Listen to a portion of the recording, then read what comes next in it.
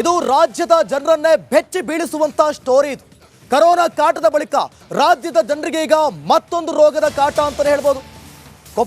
ಕೊಪ್ಪಳದ ಒಂದು ಗ್ರಾಮದಲ್ಲಿ ಸಾಂಕ್ರಾಮಿಕ ರೋಗಕ್ಕೆ ಕಂಗಾಲಾಗಿದ್ದಾರೆ ಗ್ರಾಮದ ಜನರು. ದೇವಸ್ಥಾನವನ್ನೇ ಆಸ್ಪತ್ರೆ ಮಾಡಿಕೊಂಡು ಚಿಕಿತ್ಸೆ ಪಡ್ಕೊಳ್ತಿದ್ದಾರೆ. ನಿಮ್ಮ ಮುಂದಿನ ಬೆಚ್ಚಿ ಬೀಳಿಸುವ ದೃಶ್ಯವನ್ನ ಈಗ ನಾವು ನಿಮಗೆ ತೋರಿಸ್ತೀವಿ ನೋಡಿ. ಕೊಪ್ಪಳದ ಕುಷ್ಟಗಿ ತಾಲೂಕಿನ ನೆರಬೆಂಚಿ ಗ್ರಾಮದಲ್ಲಿ ಈ ಘಟನೆ ನಡೆದಿದೆ. ವೈರಲ್ ಫೀವರ್ನಿಂದ ನೆರಬೆಂಚಿ ಗ್ರಾಮಸ್ಥರು ತತ್ತರಿಸಿ ಹೋಗಿದ್ದಾರೆ. ಜ್ವರ, ಕೀಲು ನೋವಿನಿಂದ 100ಕ್ಕೂ ಹೆಚ್ಚು ಜನರು ಅಸ್ವಸ್ಥರಾಗಿದ್ದಾರೆ. ಗ್ರಾಮದ ದೇವಸ್ಥಾನದಲ್ಲಿಯೇ ಕ್ಯಾಂಪ್ ತೆರೆದು ಚಿಕಿತ್ಸೆಯನ್ನು ಕೊಡಲಾಗ್ತಾ ಇದೆ ನೋಡಿ. 2020-21ರಲ್ಲಿ ಕರೋನಾದಿಂದ ಬೆಚ್ಚಿದಂಥ ಜನತೆ ಆ ಒಂದು ಭಯದಿಂದ ಇನ್ನೂ ಕೂಡ ಆಚೆ ಬಂದಿಲ್ಲ. ಈಗಲೂ ಕೂಡ ಒಂದು ರೀತಿಯಲ್ಲಿ ಮತ್ತೆ ಆ ರೋಗ ಬರ್ಬೋದಾ ಅನ್ನುವಂಥ ಆತಂಕ ಈ ಬೆನ್ನಲ್ಲೇ ಕರೋನಾ ಬಳಿಕ ರಾಜ್ಯ ಜನರಿಗೆ ಮತ್ತೊಂದು ರೋಗದ ಕಾಟ ಅಂತ ಹೇಳ್ಬೋದು.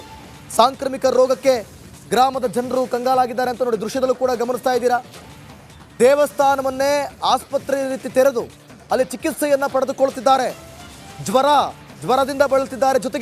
ಜ್ವರದ ಜೊತೆಗೆ ಕೀಲು ನೋವು ಕೂಡ. 100ಕ್ಕೂ ಹೆಚ್ಚು ಜನರು ಅಸ್ವಸ್ಥರಾಗಿದ್ದಾರೆ. ದೃಶ್ಯದಲ್ಲೂ ಕೂಡ ನೀವು ಗಮನಿಸ್ತಾ ಇದ್ದೀರಿ. ಅವರನ್ನು ಅಂದರೆ ಇಡೀ ಸಂಪೂರ್ಣ ಅದು ಕೊಪ್ಪಳದಲ್ಲಿರುವಂಥ ನೆರೆಬೆಂಚಿ ಎನ್ನುವಂಥ ಗ್ರಾಮ, ಅದು ಅಲ್ಲಿರುವಂಥ ದೇವಸ್ಥಾನ, ಅಲ್ಲಿನ ದೇವಸ್ಥಾನವನ್ನೇ ಆಸ್ಪತ್ರೆಯನ್ನಾಗಿ ಮಾಡಿಕೊಂಡಿದ್ದಾರೆ. ಅಲ್ಲಿ ಅವರಿಗೆ ಚಿಕಿತ್ಸೆಯನ್ನು ನೀಡಲಾಗ್ತಾ ಇದೆ. ಸುಮಾರು 100ಕ್ಕೂ ಹೆಚ್ಚು ಜನರು ಅಸ್ವಸ್ಥರಾಗಿರೋದು. ಗ್ರಾಮದ ದೇವಸ್ಥಾನದಲ್ಲಿಯೇ ಆಸ್ಪತ್ರೆ ರೀತಿ ಕ್ಯಾಂಪನ್ನು ತೆರೆದು ಚಿಕಿತ್ಸೆಯನ್ನು ನೀಡಲಾಗ್ತಾ ಇದೆ ರೋಗಿಗಳಿಗೆ. ಅವರಿಗೆ ಜ್ವರದ ಸಮಸ್ಯೆ ಎದುರಾಗಿದೆ, ಜೊತೆಗೆ ಕೀಲು ನೋವು ಕೂಡ. ಅವರಿಗೆ ಗ್ಲೂಕೋಸ್ ಕೊಟ್ಟು ಅವರಿಗೆ ಚಿಕಿತ್ಸೆಯನ್ನು ಕೂಡ ನೀಡಲಾಗ್ತಾ ಇದೆ. ರಾಜ್ಯದ ಜನರನ್ನೇ ಒಂದು ರೀತಿಯಲ್ಲಿ ಇದು ಬೆಚ್ಚಿ ಬೀಳಿಸುವಂಥ ಸುದ್ದಿ ಇದು. ಯಾಕಂತಂದರೆ ನೋಡಿ, ಕರೋನಾ ಬಳಿಕ ಈ ಹಿಂದೆ ಕರೋನಾ ಬಂದಂಥ ಸಂದರ್ಭದಲ್ಲಿ ಸಾಂಕ್ರಾಮಿಕ ರೋಗ ಯಾವ ರೀತಿ ಹರಡಿತ್ತು, ಯಾವ ರೀತಿ ಮುನ್ನೆಚ್ಚರಿಕೆ ಕ್ರಮಗಳನ್ನು ತೆಗೆದುಕೊಂಡಿದ್ವಿ. ಅವರಿಗೆ ಗ್ಲೂಕೋಸ್ ಕೊಟ್ಟು ಡ್ರಿಪ್ಸ್ ಕೂಡ ಹಾಕಿದ್ದಾರೆ. ದೇವಸ್ಥಾನ ಜನರಲ್ ವಾರ್ಡ್ ರೀತಿ ಆಗಿದೆ. ಒಂದು ರೀತಿಯಲ್ಲಿ ಅದು ದೇವಸ್ಥಾನನ ಅಥವಾ ಆಸ್ಪತ್ರೆನ ಅನ್ನುವಂಥ ಸಂಶಯ. ಎಷ್ಟೊಡೆ ಅಲ್ಲಿನ ಗ್ರಾಮಸ್ಥರೊಬ್ಬರು ನಿಂಗನಗೌಡ ಅಂತ ಫೋನ್ ಸಂಪರ್ಕ ಸಿಗ್ತಿದ್ದಾರೆ. ಸರ್ ನಮಸ್ತೆ. ನಮಸ್ಕಾರ ಸರ್. ಸರ್, ನಿಮ್ಮ ಇಡೀ ಗ್ರಾಮದಲ್ಲಿ ಒಂದು ರೀತಿಯಲ್ಲಿ ಆತಂಕ ಮೂಡಿಸುವಂತ ವಿಚಾರ ಇದು. ಏನಾಗಿದೆ ಸರ್, ಅಲ್ಲಿ ಏನಾಗ್ತಿದೆ ಅಂತ ಹೇಳಿ ನಿಮ್ಮ ಗ್ರಾಮದಲ್ಲಿ ಈಗ? ಸರ್, ಇಲ್ಲಿ ವೈರಲ್ ಫೀವರ್ ಜಾಸ್ತಿ ಆಗಿದೆ ಸರ್. ಆಮೇಲೆ ಕೀಲು ನೋವು ಜಾಸ್ತಿ ಆಗಿದೆ ಸರ್. ಓಕೆ. ಇಲ್ಲಿ ಸೊಳ್ಳೆ ಕಚ್ಚಾಟದಿಂದ ಜಾಸ್ತಿ ಆಗಿದೆ ಸರ್ ಎಲ್ಲ. ಓಕೆ, ಅಲ್ಲ ಯಾಕೆ ಇದ್ದಕ್ಕಿದ್ದಂಗೆ ಯಾಕೆ ಒಂದೇ ಸಲ 100 ಜನಗೆ ಒಂಥರ ಆಸ್ಪತ್ರೆ ನೋಡ್ದಂಗೆ ಆಗ್ತಿದೆಯಲ್ಲ ದೇವಸ್ಥಾನನ? ಅಲ್ಲಿ ಡಾಕ್ಟರ್ ಏನಂತಾರೆ, ವೈದ್ಯರು ಏನು ಹೇಳ್ತಾರೆ? ಸರ್, ಅವರು ಸ್ವಲ್ಪ ಕಾಳಜಿ ತೊಗೊಂಡಿದ್ದಾರೆ ಸರ್. ಇನ್ನೂ ಸಾಲ್ತಾ ಇಲ್ಲ ಸರ್. ಅದು ಇಲ್ಲೇ ನಮ್ಮ ಪ್ರಯತ್ನದಿಂದ ನಾವು ಮಾಡಿದೀವಿ ಸರ್. ಓಕೆ. ಇನ್ನೂ ಸ್ವಲ್ಪ ಜಾಸ್ತಿ ಕಾಳಜಿ ವಹಿಸಿದ್ರೆ ಜಾಸ್ತಿ ಕಂಟ್ರೋಲ್ ಆಗ್ತದೆ ಸರ್. ಸರ್, ಯಾವಾಗಿಂದ ಈ ಸಮಸ್ಯೆ ಶುರು ಆಯ್ತು ಅಂತ? ಸರ್, ಇದು 1 ತಿಂಗಳಾಯ್ತು ಸರ್ ಸ್ಟಾರ್ಟ್ ಆಗಿ. ಹಾಂ. ಇವಾಗ ಡಾಕ್ಟರ್ ಇವರೆಲ್ಲ ಬಂದು 3 ದಿನ ಟ್ರೀಟ್ಮೆಂಟ್ ಮಾಡ್ತಾ ಇದ್ದಾರೆ ಸರ್. ಅಲ್ಲ, 1 ತಿಂಗಳಾಗಿದೆ ಆರಂಭ ಆಗಿ, ಯಾರು ಕೂಡ ಇದ್ರ ಬಗ್ಗೆ ಕ್ರಮವನ್ನು ತೆಗೆದುಕೊಳ್ಳೋಕೆ ಯಾವುದೇ ಅಧಿಕಾರಿಗಳು? ಪ್ರತಿದಿನ ಹೋಗ್ತಾ ಇದೀವಿ ಸರ್. ಪ್ರತಿದಿನ ಹೋಗಿ ಭೇಟಿಯಾಗಿ ಎಲ್ಲ ಮಾಡಿದೀವಿ ಸರ್. ಒಂದು 2 ರಿಂದ 4 ಗುಳಿಗೆ ಕೊಟ್ಟಿದ್ರು ಸರ್. ಕಂಟಿನ್ಯೂ ಬಂದು ಹಂಗೆ ಹೋಗ್ತಿದ್ರು ಸರ್. ಇಲ್ಲಿ ಲೋಕಲ್ ಸಿಸ್ಟರ್ ಸರ್. ಮತ್ತೆ ನಾವು ಶಾಸಕರಿಂದ ಒತ್ತಾಯ ಏರಿ ಇಲ್ಲಿ ಊರಲ್ಲೇ ಪ್ರಥಮ ಚಿಕಿತ್ಸೆ ಕೇಂದ್ರ ಮಾಡ್ಬೇಕಂತಂದು ಜಾಸ್ತಿ ಒತ್ತಾಯ ಮಾಡಿ. ನಾನು ನಿಮ್ಮ ಜೊತೆ ಮಾತಾಡ್ತೀನಿ. ಮೊದಲಿಗೆ DHO ಕೂಡ ಫೋನ್ ಸಂಪರ್ಕಕ್ಕೆ ಸಿಗ್ತಿದ್ದಾರೆ, ನಿಂಗರಾಜು ಅಂತ ಹೇಳಿ. ಅವ್ರ ಹತ್ರ ಮಾತಾಡ್ತಾ ಹೋಗ್ತೀನಿ. ಸರ್ ನಮಸ್ತೆ. ನಮಸ್ಕಾರ. ಸರ್, ಸತತ 1 ತಿಂಗಳಿಂದ ಈ ಸಮಸ್ಯೆ ಏನ್ ಮಾಡ್ತಿದ್ದೀರಾ ನೀವು? ಎಲ್ಲಿದ್ದೀರಾ? ಜಿಲ್ಲೆಯಲ್ಲಿ ಕಂಡು ಬರ್ತಕ್ಕಂಥ ಪ್ರಕರಣಗಳ ಬಗ್ಗೆ ಎಲ್ಲೆಲ್ಲಿ ಪ್ರಕರಣಗಳು ಕಂಡು ಬಂದಿದ್ದಾವೆ ನಮ್ಮ ಇಲಾಖಾ ಕಾರ್ಯಕ್ರಮ ಅನುಷ್ಠಾನಾಧಿಕಾರಿಗಳು, ಕ್ಷೇತ್ರ ಸಿಬ್ಬಂದಿಗಳು ಭೇಟಿ ಕೊಡ್ತಾ ಇದ್ದಾರೆ. ಮುಂಜಾಗ್ರತಾ ಕ್ರಮಗಳನ್ನ ಕೈಗೊಂಡಿದ್ದಾರೆ. ಸೊ ಈಗಾಗಲೇ ಈಗೇನು ನೀವು ಹೇಳ್ತಿರ್ತಕ್ಕಂಥ ನೆರೆಬೆಂಚಿ ಗ್ರಾಮದಲ್ಲಿ ಜ್ವರದ ಪ್ರಕರಣಗಳು ಬಂದಿದಾವೆ ಅಂತ ಹೇಳಿ ನಮ್ಮ ಜಿಲ್ಲಾ ಮಟ್ಟದ ಸಿಬ್ಬಂದಿಗಳು ಹೋಗಿ, ಅಧಿಕಾರಿಗಳು ಹೋಗಿ ಸ್ಯಾಂಪಲ್ ಅನ್ನ ಕಳಿಸಿದ್ದಾರೆ. ಮತ್ತೆ ಜ್ವರದ ಪ್ರಕರಣಗಳು ಕಡಿಮೆ ಆಗಿಲ್ಲ ಅಂತ ಹೇಳಿ ಮತ್ತೆ ನಿನ್ನೆ ಒಂದು ಸ್ಯಾಂಪಲ್ ಕಳಿಸಿದ್ದಾರೆ. ಅದು ಚಿಕನ್ ಪಾಸಿಟಿವ್ ಬಂದಿದೆ ಅಂತ ಹೇಳಿ. ಅಲ್ಲ ಸರ್, ನಮ್ಮ ಪ್ರಶ್ನೆ ಇಷ್ಟೇ. 1 ತಿಂಗಳಿಂದ ಆಗಿರೋದು ದೇವಸ್ಥಾನನ ಆಸ್ಪತ್ರೆ ಮಾಡ್ಕೊಂಡಿದ್ದಾರೆ. ಯಾಕೆ ಅವ್ರನ್ನ ಆಸ್ಪತ್ರೆ ಶಿಫ್ಟ್ ಮಾಡುವಂತ ಕೆಲಸ ಮಾಡ್ಲಿಲ್ವಾ? ಅಲ್ಲಿ ಏನ್ ಸಮಸ್ಯೆ ಅಂತ ತಿಳ್ಕೊಳ್ಳುವಂತ ಕೆಲಸ ಮಾಡ್ಲಿಲ್ವಾ ನೀವು? ಇಲ್ಲಿ ನೋಡ್ರಿ, ನಮ್ಮ THO ಸ್ಥಳದಲ್ಲೇ ಇದ್ದಾರೆ. ಈಗ.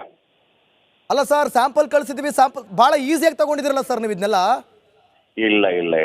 ಈಜಿಯಾಗಿ ಯಾವ್ದು ಸಾರ್ವಜನಿಕರ ಆರೋಗ್ಯ ರಕ್ಷಣೆ ನಮ್ಮ ಜವಾಬ್ದಾರಿ ಇರುತ್ತೆ. ಯಾವುದನ್ನು ಅಷ್ಟು ಈಜಿಯಾಗಿ ನಾವು ತಗೊಳ್ಳಲ್ಲ. ಅದು ಏನೇನು ಸಂದರ್ಭಕ್ಕೆ ತಕ್ಕಂಗೆ ಏನೇನು ಕ್ರಮಗಳನ್ನು ಕೈಗೊಳ್ಬೇಕು ಆ ಕ್ರಮಗಳನ್ನು ನಾವು ಕೈಗೊಂಡಿದ್ದೀವಿ. ಸರ್, 1 ತಿಂಗಳಿಂದ ಈ ಸಮಸ್ಯೆ ಇರೋದು ನಿಮ್ ಗಮನಕ್ಕೆ ಬಂದಿತ್ತಾ ಇಲ್ವಾ? ನಾನು ಕರೆಕ್ಟಾಗಿ ಹೇಳಿ. ಏನ್ ಹೇಳ್ರಿ? 1 ತಿಂಗಳಿಂದ ಇದು ಶುರುವಾಗಿದೆ. ನಿಮ್ ಗಮನಕ್ಕೆ ಯಾವಾಗ ಬಂದಿದ್ದು ಯಾವುದು ಈ ಸಮಸ್ಯೆ? ಯಾವುದು ಅಂತ ಕೇಳ್ತಿರಲ್ಲ ಸರ್, ಈ ಸಮಸ್ಯೆ ಎಲ್ಲ ರೀ. ನೀವು ಕೇಳೋದು ಹೇಳಿದ್ರೆ 1 ತಿಂಗಳಿಂದ ಆಸ್ಪತ್ರೆಯಲ್ಲಿ ಜ್ವರದಲ್ಲಿ ಮಲಗಿದಾರೆ ಅಂತ ಹೇಳಿದ್ರಲ್ಲ. ನಮಗೆ ಗಮನ ಜ್ವರದ ಪ್ರಕರಣಗಳು ಬಂದಿದ್ದಾವೆ ಅಂದ ತಕ್ಷಣ ಈಗಾಗಲೇ ಹೋಗಿ ಸ್ಯಾಂಪಲ್ ತೆಗೆದಿದ್ದಾರೆ ನಮ್ಮ ಜಿಲ್ಲಾ ಮಲೇರಿಯಾ ಇಲಾಖೆ ಅಧಿಕಾರಿಗಳು. ತಗೊಂಡು ಸ್ಯಾಂಪಲ್ ಕಳಿಸಿದ್ದಾರೆ. ಒಂದ್ ಬಾರಿ ಕಳಿಸಿದ ಮೇಲೆ ಅಲ್ಲಿ ನೆಗೆಟಿವ್ ಬಂದಿದೆ.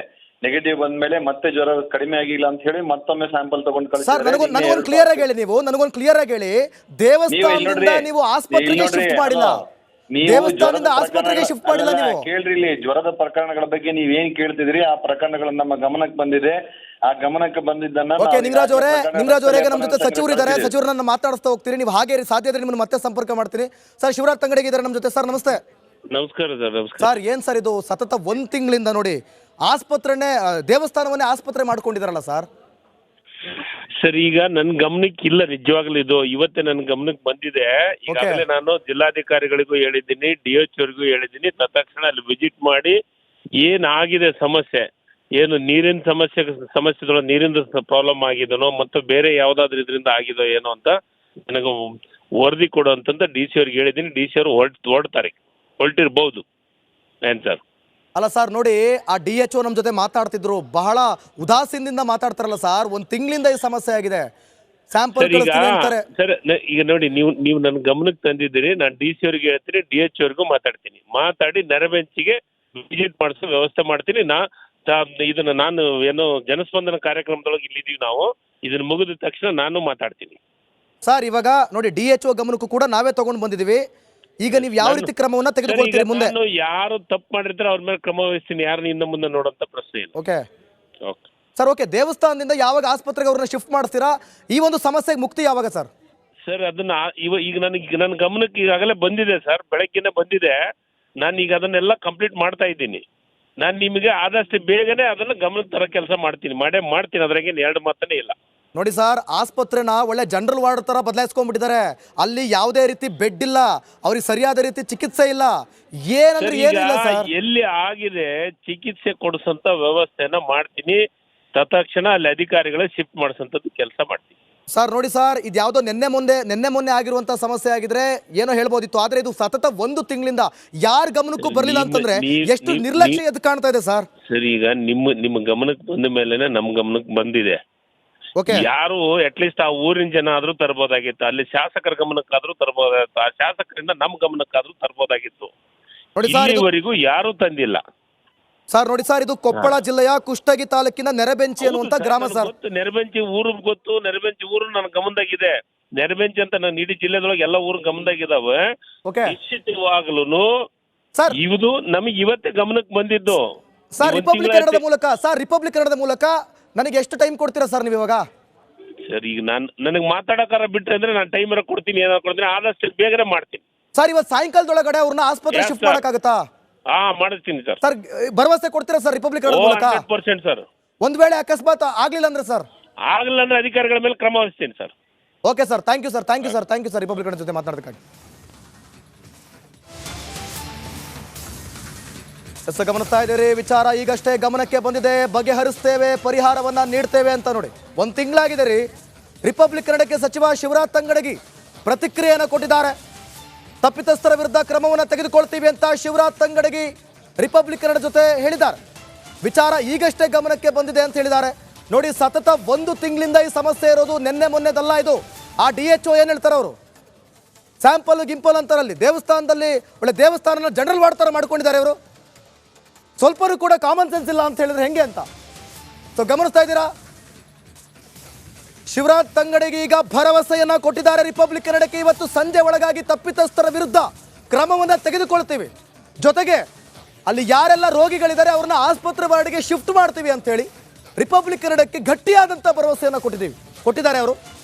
ಸೊ ಈ ಮುಖಾಂತರ ನಾವು ಕೂಡ ಕೇಳ್ಕೊಳ್ಳೋದು ಒಂದೇ, ಯಾರಿಗೂ ಕೂಡ ಸಮಸ್ಯೆ ಆಗಬಾರ್ದು.